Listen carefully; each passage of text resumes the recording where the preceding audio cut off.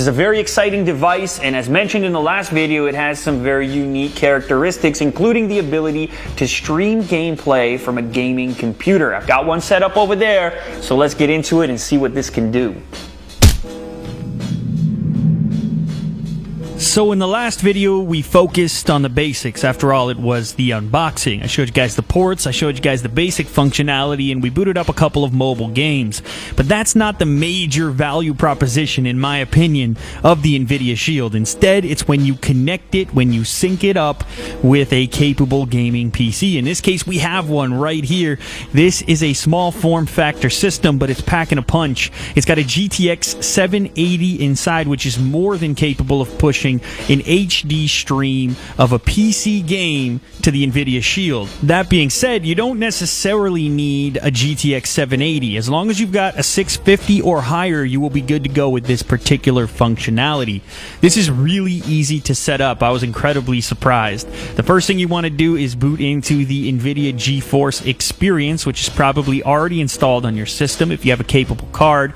And then as you move across the menus here, you will see eventually an option to enable streaming to an Nvidia Shield. After you check off that little box, the rest of the work really happens on the Shield itself in terms of setup. But it's hard to even call it setup, because once you've enabled this on your system, it's just a matter of moving over in the menu system right on the Nvidia Shield. You just go over to PC Games, launch the computer that has been enabled with the name, of course. You might have multiple computers in your house where you have this functionality enabled, but anyways, you select that, and then right away you can see the games that are capable of being streamed to your Nvidia Shield.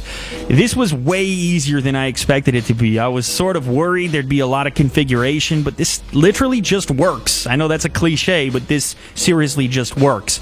There is no lag. This blew my mind. And you can see here, if you watch the video clips, it's insane. There's no lag. I don't know how this is possible. I don't know what they're doing on the back end to make this functionality possible. But anyways, it is working. Whether you're sitting right in front of the system or if you've moved over to the couch like I have here, it just keeps working. It just keeps streaming. And you feel like you're playing a local game, even though, of course, all the intense stuff, all the processing, etc., is happening in another location. So here you can see me playing a little bit of BioShock. Go easy on me in the comments. I'm a bit of a noob when it comes to this particular title, but that's not the only game you can stream. We've got a little bit of a selection here. So the next one I want to demonstrate is Dirt 3, which is actually really fun to play on a controller type interface. I've always been a fan of racing games, and I don't know, I feel a certain level of connectivity when using a controller, because I grew up using controllers when it came to racing games, and this one feels incredibly comfortable. Once again, right in sync with the actual gameplay on the computer.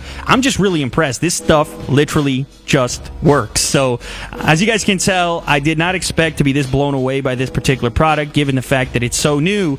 But as of right now, this thing is really exciting, and I'm really happy to have one in my possession. So that wraps up this demo of the PC gameplay streaming on the brand new Nvidia Shield. There's going to be more titles released shortly, so this capability is only going to expand as time goes on. But this video series isn't over, and if you're enjoying it, make sure to leave a thumbs up down below. In the next episode, I'm going to be showing off more of the Tegra Zone and the mobile games that are capable of taking advantage of this brand new device. Anyway, guys, that wraps up this episode. If you haven't subscribed yet, now is a good time to do so, and I will catch you on the next video. Later.